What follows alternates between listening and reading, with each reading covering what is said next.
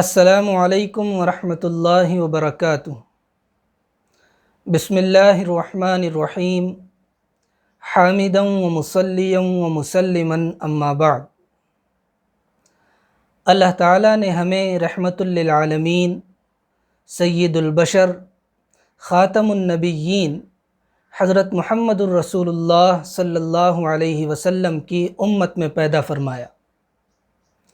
یہ اس کی بہت بڑی نعمت اور اس کا بہت بڑا احسان ہے، اور یہ ہمارے لیے بجا طور پر سب سے زیادہ قابل فخر چیز ہے۔ اس پر ہم اللہ تعالیٰ کا جتنا بھی شکر ادا کریں کم ہے۔ اللہ تعالیٰ کے بعد سب سے اونچا مقام و مرتبہ حضرت محمد الرسول اللہ صلی اللہ علیہ وسلم ہی کا ہے۔ اس لیے اللہ تعالیٰ کے بعد سب سے زیادہ حضور صلی اللہ علیہ وسلم کی عظمت، محبت، اطاعت اور آپ صلی اللہ علیہ وسلم کے ساتھ جانثارانہ وفاداری ہمارے ایمان کی روح اور جان ہے۔ اس کے بغیر ایمان و اسلام کا دعویٰ زبانی جمع خرچ سے زیادہ کچھ نہیں، اور اس کی کوئی حقیقت و حیثیت اور اعتباریت نہیں ہے۔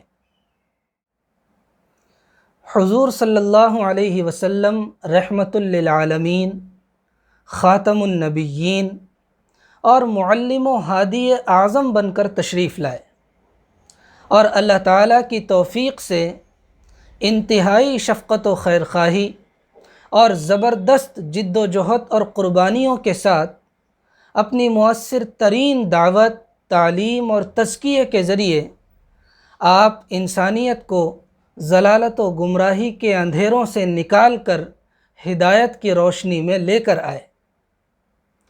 آپ صلی اللہ علیہ وسلم کا اسوہ حسنہ اور آپ صلی اللہ علیہ وسلم کی مبارک تعلیمات ہی اب رہتی دنیا تک ساری انسانیت کے لیے راہ ہدایت، راہ نجات اور دونوں جہاں کی صلاح و فلاح کا واحد ذریعہ ہے۔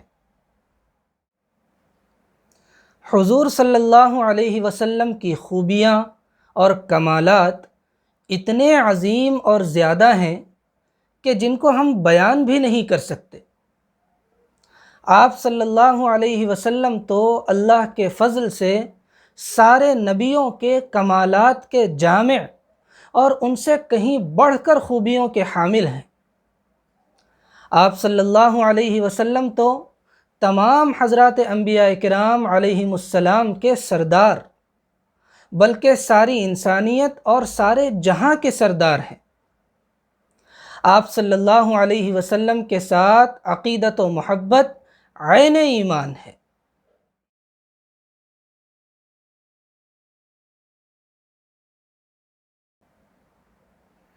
ہر سال جب بھی ربیع الاول کا مہینہ آتا ہے تو آقائے نامدار سرور دو عالم صلی اللہ علیہ وسلم کی ولادت باسعادت کی یاد تازہ ہو جاتی ہے، کیونکہ آپ صلی اللہ علیہ وسلم اسی مہینے میں پیدا ہوئے تھے اور اس دنیا میں تشریف لائے تھے۔ کیا مبارک گھڑی رہی ہوگی، کیسا زبردست سما رہا ہوگا، زمین و آسمان کی تمام مخلوقات کو کیسی خوشی ہوئی ہوگی کہ سارے جہاں کے لیے اللہ تعالیٰ کی رحمت کا عظیم تحفہ، دونوں عالم کا سردار، اللہ کا حبیب، اس کا سب سے چہیتا بندہ اور اس کا سب سے عظیم پیغمبر اس دنیا میں پیدا اور جلوہ افروز ہو رہا ہے۔ اس لمحے کے تصور سے ہی رونگٹے کھڑے ہو جاتے ہیں اور انتہائی خوشگوار احساسات ہونے لگتے ہیں۔ ماہ ربیع الاول کی آمد پر آقا صلی اللہ علیہ وسلم کی ولادت باسعادت کی یاد تازہ ہو کر اس عظیم نعمت خداوندی کے تصور سے اہل ایمان اور مسلمانوں کو انتہائی خوشی ہوتی ہے اور ہونی بھی چاہیے۔ اس مناسبت سے اس موقع پر اللہ تعالیٰ کا اس بات پر خوب شکر ادا کیا جانا چاہیے کہ اس نے ہمیں سرکار دو جہاں حضرت محمد الرسول اللہ صلی اللہ علیہ وسلم کی امت میں پیدا فرمایا، جو بلا شبہ ہمارے لیے بہت بڑا شرف ہے۔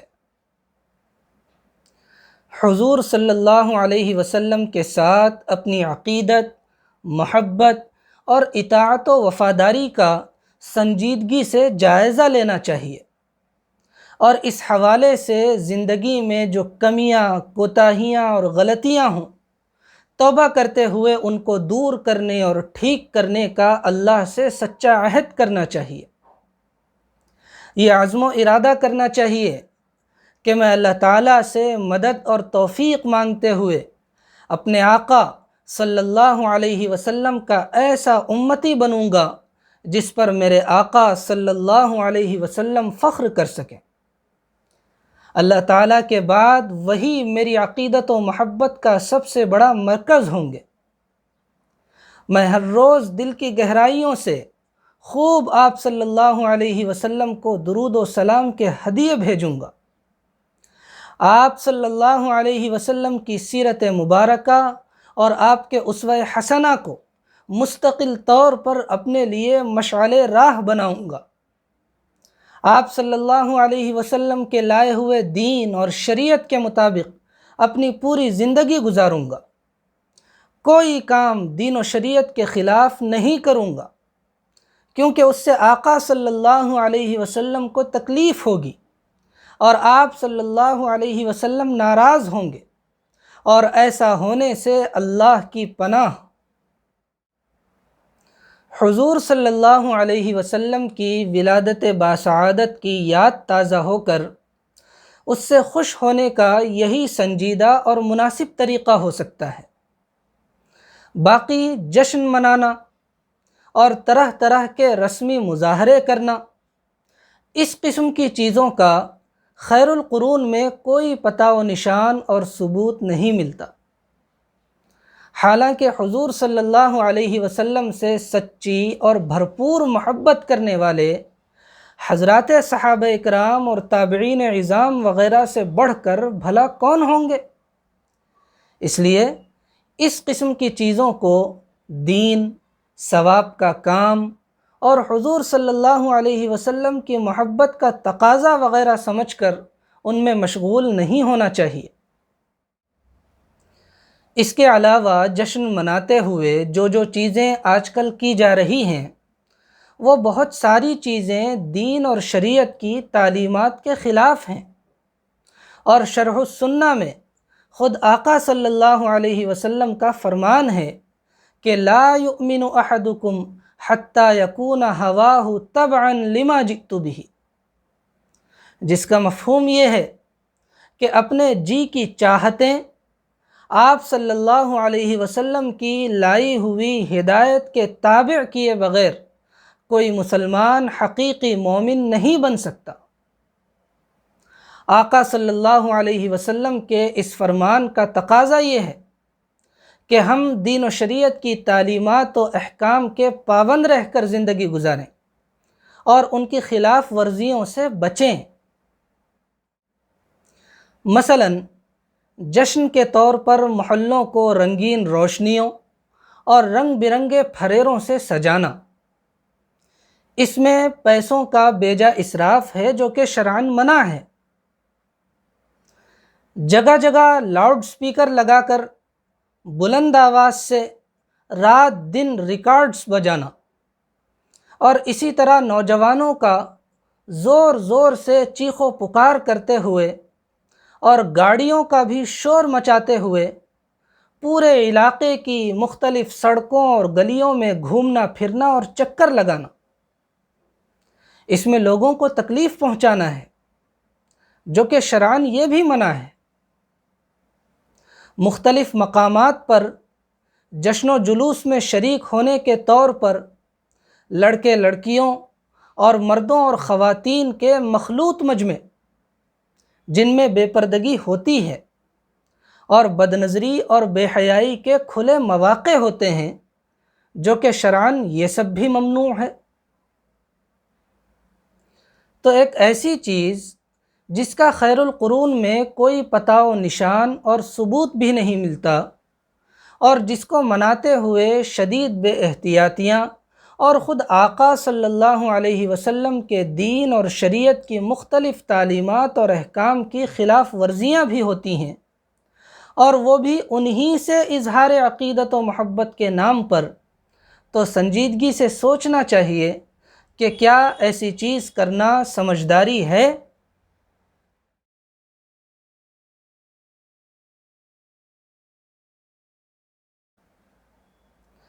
اس وقت ملت اسلامیہ علمی اور تحقیقی میدانوں میں کس قدر پیچھے ہے۔ جسمانی طور پر صحت و قوت، تندرستی و توانائی، دوڑ بھاگ، محنت و جفا کشی، چستی پھرتی اور اپنے دفاع کی صلاحیتوں کے حوالے سے اس کی مجموعی طور پر کتنی کمزور صورتحال ہے۔ حقیقی روحانیت کے فقدان اور اخلاقی خرابیوں اور بگاڑ کا کیا حال ہے۔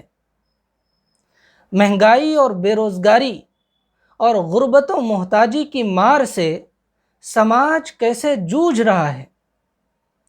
مظالم اور جرائم کی کثرت اور شدت سے معاشرہ کتنا بے چین ہے۔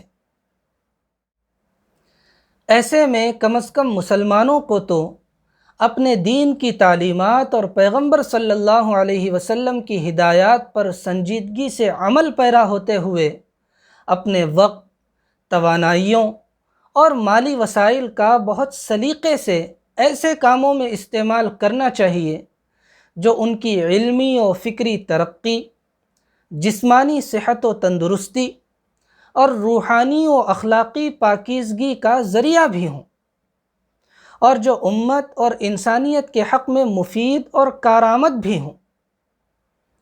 اللہ اور اس کے رسول صلی اللہ علیہ وسلم اس سے خوش ہوں گے، نہ کہ انہیں بے اصل اور خلاف سنت و شریعت کاموں میں ضائع کرنے سے۔ اللہ تعالی ہمیں سمجھنے کی توفیق دے، اپنی اور اپنے رسول آقا صلی اللہ علیہ وسلم کی سچی عقیدت و محبت اور اطاعت و وفاداری عطا کرے، اپنی اور اپنے رسول آقا صلی اللہ علیہ وسلم کی رضا والے کاموں کو کرنے اور ان کی ناراضگی والے کاموں سے بچنے کی ہمیں توفیق دے۔ ہم دور پڑے ہوئے خستہ حال امتیوں کی طرف سے آقا صلی اللہ علیہ وسلم کی خدمت اقدس میں اپنی شان عالی کے مطابق ہمارا محبت بھرا درود و سلام کا ہدیہ بھجوائے۔ اللہم صلی علی سیدنا محمد وعلی آل سیدنا محمد وبارک وسلم۔ اور روز محشر ہم گنہگار امتیوں کو اپنے آقا صلی اللہ علیہ وسلم کی شفاعت نصیب فرمائے، آمین۔ وآخر دعوانا ان الحمد للہ رب العالمین۔